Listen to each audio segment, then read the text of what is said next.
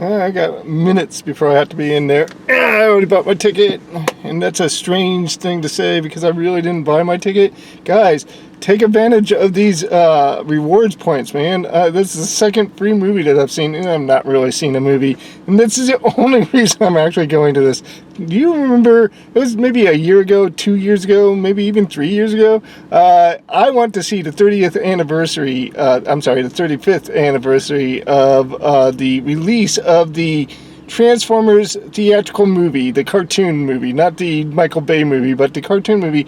I loved it. I thought it was great. It was fun to go back and revisit that stuff. I'd always wanted to see that on the screen. I had seen it several times, on video and in streaming, but to see it on that screen, it was really fun. And today is kind of like the second part of that video because they're celebrating the 40th anniversary of the cartoon, the Transformers cartoon. That came out in the 90s. They're showing the first 4 episodes. Now, you can see these on Tubi. I mean, they're free. All you have to do is watch advertisement. But because of the strength of the last time I went, I had such a good time with the people of my clan that we're going to go see this movie that I kind of want to go see it again. Not only that, but I wasn't going to see it until I looked up on my points and found out I had a free ticket. And that's the reason why I'm going to go see the first 4 episodes of Transformers at my local Cinemark as a special showing. And in just a few seconds, guys, I'll be right back to let you know what I thought about that experience. All right, see you in just a few seconds. Bye.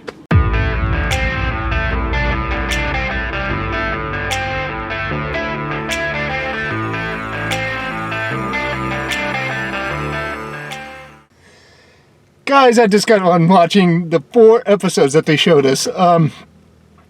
Man, I had a really good time. Here's the thing.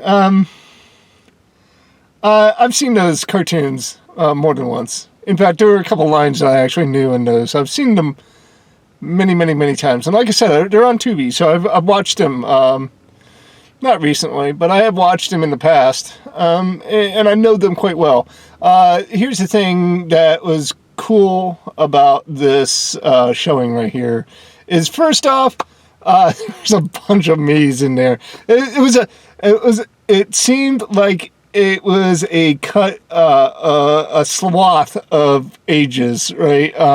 You had I saw as early as like in their 20s that were watching these cartoons, and then you had the old man like me.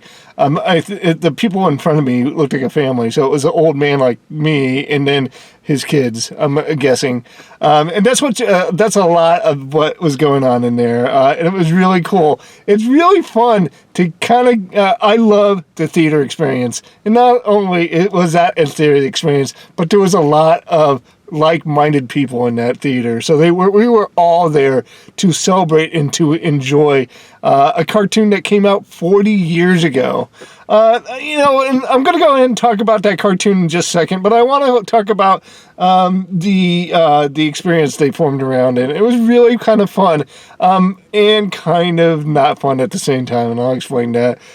First off, they didn't have all the trivia. Now, I didn't sit down immediately. I got there with the trailers, right? So I didn't see it before the trailers. So they could have had trivia going on before I got there, but I didn't see any trivia. They did have like a kind of like a little show, a little packaged show in the very beginning of it to introduce us to these 4 episodes. The first episode was actually live read by some of the original actors, and when the original actors weren't available because of death, unfortunately, it was a while ago that this originally came out. They did have comparable replacements, and that was really fun. The aspect ratio of the screen was these cartoons were obviously animated for television, and this is a widescreen. So they did put a border on 3 episodes where they had like the little border on it. It was like a little animated border, and then they showed the main screen right here. But the first episode, they actually, on the right-hand side, they divided the screen, and like slightly to the left was our main screen, and then onto the right screen we had the voice actors live reading this episode, and although the lips didn't match, and it was slightly a distraction, I could not help but look over and see these guys voicing these voices. While the cartoon was going on, it did add to it. It did add to the experience. I really did enjoy it. I think the guy that voiced Starscream, which I don't think was the original voice, I could look that up, and I'll put a yes or no right about here. Right here, maybe?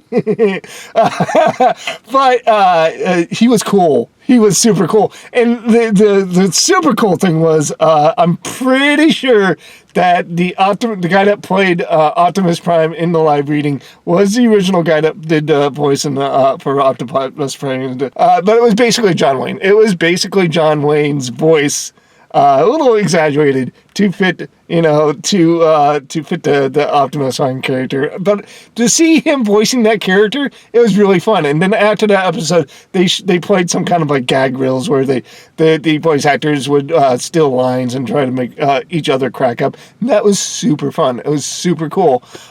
Before the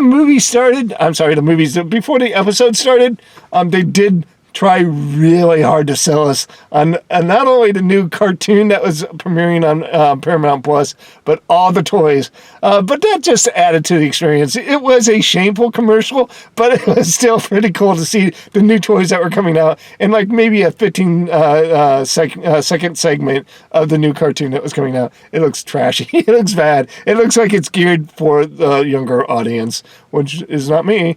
And none of those people in that theater right there. So nobody's going to watch that crap. But we all watched those 4 episodes. And let me go ahead and just talk about those really quick.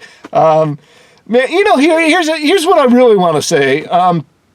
This is the 40th anniversary of this cartoon. It premiered September of that fall when all the new cartoons came out. And unfortunately, you guys are spoiled. You have the Cartoon Network, and you have all these networks that carry all these streaming networks that carry all the cool animation out there, right? It is profitable for these streaming services and like these dedicated channels like Cartoon Network or Boomerang to put money into the animation of the cartoons. That's why you're getting a lot better of animation in these cartoons. I guarantee if you look at the frame count of modern cartoons as opposed to these 80s cartoons, it's probably like 2/3 of the animation cells went into these older cartoons. They didn't have the money. They didn't have the budget to give us the great animation, but they still used some really cool animation saving techniques. And they weren't as blatant as some of the predecessors that came before that. Back in the 60s and 70s, the cartoons only aired on Saturday mornings and before and after school for a very short period of time. So there wasn't really that much of incentive to invest the $1 million that they do with these current cartoons. So what I'm trying to say is that the animation back then wasn't the greatest. I remember watching as a kid, watching the cartoons, all the Saturday morning cartoons, and I thought the animation was adequate, but it wasn't great because I didn't know any better, right? But as I grew, I remember it seemed to take a jump as the Marvel Studios actually had their own animation studio, I'm pretty sure.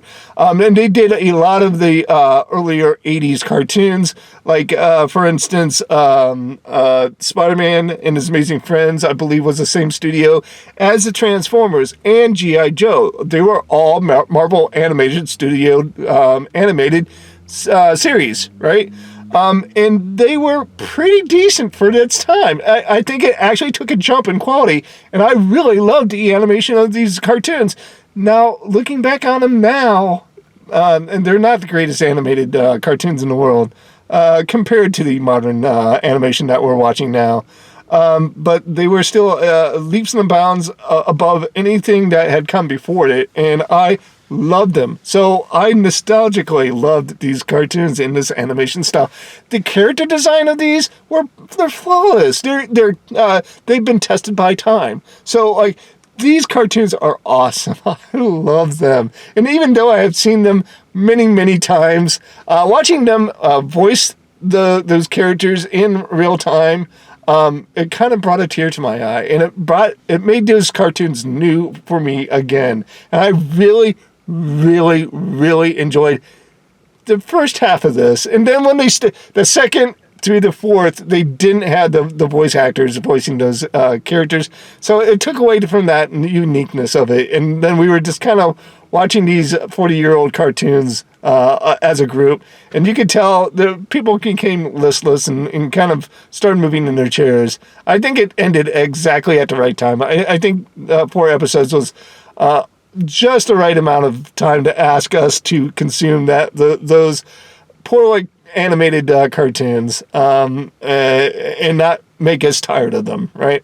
And so I'm going to have to say, I'm going to go ahead and grade this, not the shows itself. I don't want to grade those. Those have been tested by time. I want to grade the experience. In Cinemark, I'm going to have to say, you have always offered me interesting choices as far as these special showings have gone. I've seen the Transformers, the 35th anniversary, the animated movie. I've seen like some of the Godzilla movies in some of your special showings, and they're always, bar none, always a fun time, because you have a lot of nerds in one area that you get that emotional reaction from, and you feed off that. Not only that, but they always have some kind of like unique wraparound that goes along with it. Either trivia in the beginning. There was one Godzilla movie that actually produced a short where Godzilla was versus the smog monster. That was really cool. Guys, if you're not taking advantage of these special showings at the Cinemark, then you're obviously not a fan like me. Hey guys, I would like to go ahead and grade this.